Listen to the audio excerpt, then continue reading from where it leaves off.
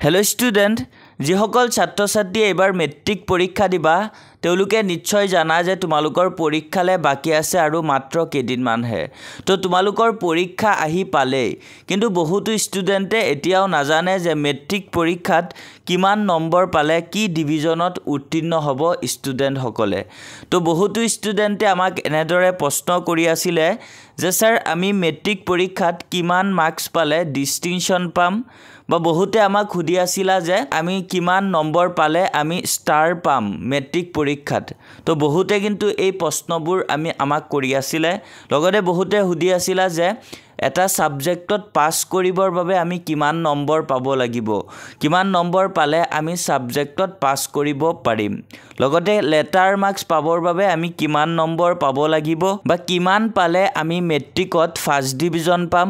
বা কিমান পালে আমি সেকেন্ড ডিভিজন পাম এন্ড আমি মেট্ৰিক পৰীক্ষাত কিমান নম্বৰ পালে থাৰ্ড ডিভিজন পাম তো এনে ধৰণৰ প্ৰশ্ন বহুতো ষ্টুডেন্টে আমাক একেদিন কৰি আছিলা যাৰ কাৰণে আজিৰ এই ভিডিওটো আমি লৈ আহিছো গতিকে ছাত্ৰ ছাত্ৰীসকল তোমালোকে ভিডিওটো স্কিপ নকৰাকে সম্পূৰ্ণ ভিডিওটো তোমালোকে চাবলৈ ট্ৰাই কৰা তোমালোকে ভিডিওটো সম্পূৰ্ণ চালে তোমালোকৰ ডাউট বিলাক ক্লিয়াৰ হৈ যাব তো প্ৰায় ষ্টুডেন্টে কিন্তু জানেই কিমান নম্বৰ পালে কি ডিভিজন পাব আকৌ বহুতো ষ্টুডেন্ট আছে নাজানে সো আজিৰ আমি এই ভিডিওত তোমালোকক সকলো ডিটেইলছতে জনাবলৈ গৈ আছো তাৰ আগতে ছাত্ৰ ছাত্ৰীসকল তোমালোকে যদি আমাৰ এই চেনেলত আজি নতুন আহিছা তেন্তে আমাৰ এই চেনেলটো কিন্তু সাবস্ক্ৰাইব কৰিবলৈ পাহৰি নাযাবা এনে ধৰণৰ ইনফৰমেটিভ ভিডিওবোৰ সদায় পাই থাকিবলৈ তো ছাত্ৰ ছাত্ৰীসকল প্ৰথমতে তোমালোকৰ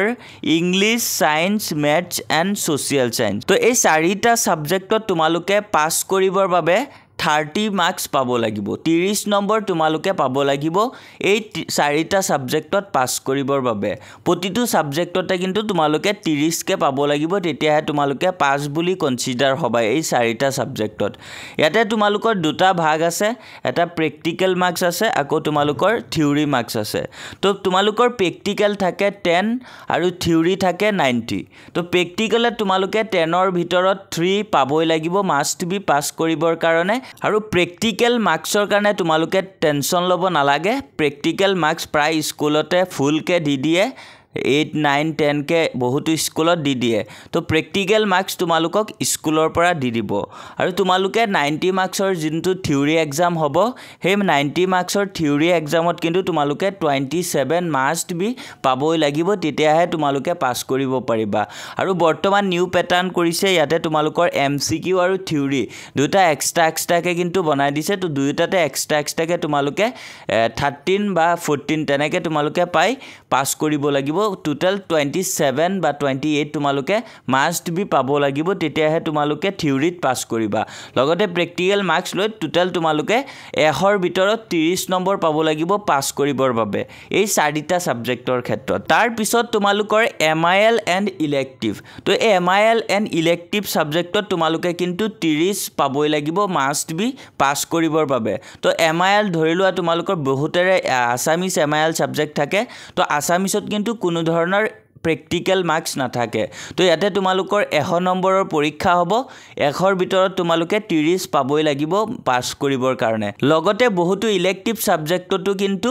প্ৰ্যাকটিক্যাল মাৰ্কস নাথাকে যেনেকে এৰাবিকত প্ৰ্যাকটিক্যাল মাৰ্কস নাথাকে তো তাতে 100 মাৰ্কসৰ তোমালোকৰ পৰীক্ষা হ'ব আৰু তাতে তোমালোকে 30 মাষ্ট বি পাবই লাগিব তেতিয়াহে তোমালোকে পাস কৰিব পাৰিবা আকৌ বহুতো ইলেক্টিভ সাবজেক্টত প্ৰ্যাকটিক্যাল মাৰ্কস থাকে তো হেতু তোমালোকৰ আগতে আমি কৈ দিয়া ধৰণেই প্ৰ্যাকটিক্যাল আৰু থিওৰি মিলাই তোমালোকে 30 পালে পাস কৰি যাবা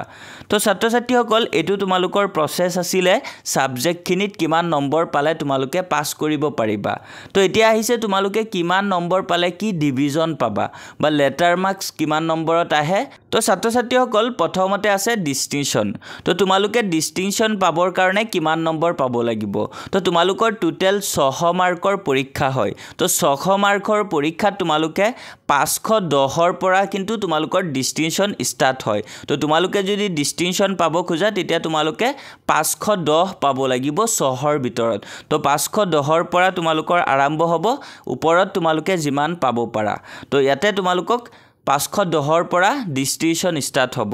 তাৰ পিছত তোমালোকৰ আছে ষ্টাৰ তো তোমালোকে 450 পৰা আৰম্ভ কৰি 509 নম্বৰ লৈকে যদি তোমালোকে পোৱা তেতিয়া কিন্তু তোমালোকে ষ্টাৰ মাৰ্কস পাবা তো তোমালোকে যদি ষ্টাৰ মাৰ্কস পাব খোজা তেতিয়া তোমালোকে 450 পৰা আৰম্ভ কৰি তোমালোকে 509 ৰ ভিতৰত তোমালোকে পাব লাগিব তেতিয়াহে তোমালোকে ষ্টাৰ মাৰ্কস পাবা নেক্সট ফাৰ্স্ট ডিভিজন তো ফাৰ্স্ট ডিভিজন যদি তোমালোকে পাব খোজা তেতিয়া তোমালোকে 600 ৰ ভিতৰত 360 ৰ পৰা তোমালোকে স্টাৰ্ট হ'ব ফাৰ্স্ট ডিভিজন তো তোমালোকে ফাৰ্স্ট ডিভিজন পাবৰ কাৰণে 360 মাষ্ট বি পাবই লাগিব তেতিয়াহে তোমালোকে ফাৰ্স্ট ডিভিজন পাবা সো 360 ৰ পৰা তোমালোকৰ ফাৰ্স্ট ডিভিজন স্টাৰ্ট হ'ব 360 ৰ পৰা স্টাৰ্ট কৰি এবভ তোমালোকে যিমানখিনি পোৱা তেতিয়া তোমালোকে ফাৰ্স্ট ডিভিজন বুলি কনসিডাৰ হ'বা তাৰ পিছত নেক্সট আছে সেকেন্ড ডিভিজন তো তোমালোকে যদি 270 ৰ পৰা 359 এই নম্বৰৰ ভিতৰত যদি তোমালোকে পোৱা তেতিয়া কিন্তু তোমালোকে সেকেন্ড ডিভিজন পাবা